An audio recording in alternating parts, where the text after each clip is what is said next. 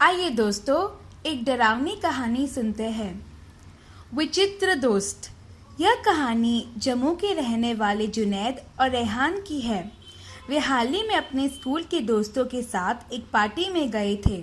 वे party उनके एक अच्छे बचपन के दोस्त के घर में थी। वे सब उस पार्टी में एक दूसरे से मिलते हैं और बातें करना शुरू करते हैं। वे उस पार्टी में कई लोग ऐसे भी थे जिन्हें वे नहीं जानते थे और पहली बार देख रहे थे। वे दोनों एक लड़के से मिलते हैं जो उनके हम उम्र था, जिसका नाम जीवन था। जीवन उनके बारे में कई चीज़ें जानता था क्योंकि वे ऑनलाइन उन्हें स्टॉक करता था और online social media platform Instagram पर उनके दोस्त थे। वे पहले तो उसे पहचान नहीं पाए, पर जब जीवन ने उन्हें कहा कि वे उनके ऑनलाइन दोस्तों में से एक है, तो वे चिंताहीन हो गए।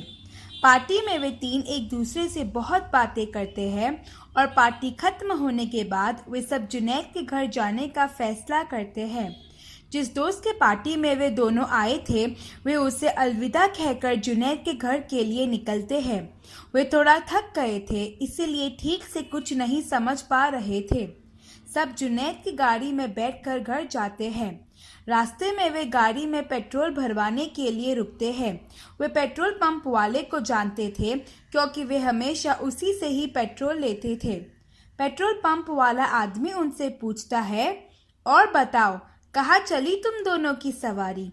वे थोड़ा चौंक जाते हैं कि पेट्रोल पंप वाले ने जीवन के बारे में नहीं पूछा, परंतु फिर वे इस बात को यह सोचकर भूल जाते हैं कि शायद पेट्रोल पंप वाला जीवन को नहीं जानता, इसलिए उसने जीवन के बारे में नहीं पूछा। रात में जुनैद के घर पहुंचकर वे सब बहुत सारी बातें करते हैं और टीवी पर फुटबॉल मैच भी देखते हैं।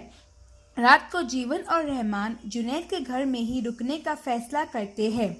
सुबह जब वे उठते हैं तो जीवन चला गया होता है, परंतु एक चिट्ठी रख के जाता है। उस चिट्ठी में वे जुनैद और रहमान का शुक्रिया अदा करता है और वापस कभी मिलने के लिए उन्हें कहता है। वे चिट्ठी में उसका एड्रेस लिख के रखता है। जुनैद और रहमान वो एड्रेस को अपने फ़ोन में सेव कर देते हैं और अपने जॉब पर लौट जाते हैं। कुछ दिन बाद रहमान का जन्मदिन आता है और जुनैद एक सरप्राइज पार्टी को देने का फैसला करता है। वह अपने घर में यह पार्टी का आयोजन करता है और उनके सभी दोस्तों को न्योता देता है। जब वे न्योता देता है तो उसे जीवन के बारे में याद आता है। वे सोचता है कि अगर वे जीवन को भी बुलाएगा तो उसे बहुत अच्छा लगेगा। जीवन का फ़ोन नंबर न होने के कारण जुनैद निराश हो जाता है, पर तभी उसे याद आता है कि उसका पता उसने चिट्ठी में लिखा होता है। वे तुरंत चिट्ठी को लेता है और उस पते पर जाता है। पते के अनुसार वे एक हवेली में चला जाता है।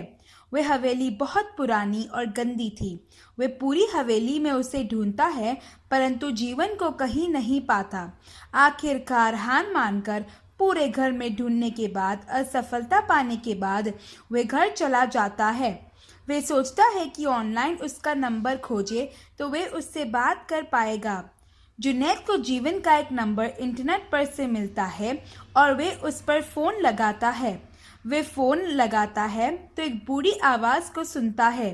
जुनैद ये समझ जाता है कि वे बूढ़ी आवाज़ उसके माँ की होगी। वे पूछता है कि क्या वे जीवन की माँ है, तो वे जवाब देती हैं कि हाँ। जुनैद कहता है कि क्या आप जीवन को फ़ोन दे सकती है, तो उसकी माँ फूट फूट के रोने लगती है और कहती है कि मेरे बेटे को मरे 5 साल हो गए हैं और तुम मुझे उससे बात कराने के लिए कह रहे हो? क्या कोई मजाक कर रहे हो मेरे साथ? मरने के बाद हमने खुद उसे शहर के बाहर वाली हवेली में दफनाया था जहां उसकी मौत हुई थी। वापस यह मजाक कभी मत दोहराना। यह सुनकर जुनैद फ़ोन को गिरा देता है और कुर्सी पर बैठ जाता है। वह अपने कानों पर विश्वास नहीं कर पा रहा था कि जीवन मर गया था और वे और रहमान एक भूत को अपना दोस्त समझ रहे थे। जुनैद ने कभी भी यह बात रहमान को नहीं बताई और हमेशा के लिए इस बात को अपने दिल के अंदर दफन कर दी। इस कहानी से हम यह सीखते हैं कि जो कोई हमें बाहर से जैसा लगता है वह हमेशा असल में वैसा नहीं होता है और हमें बहुत सोच समझ कर किसी अनजान व्यक्ति को अपना दोस्त बनाना चाहिए।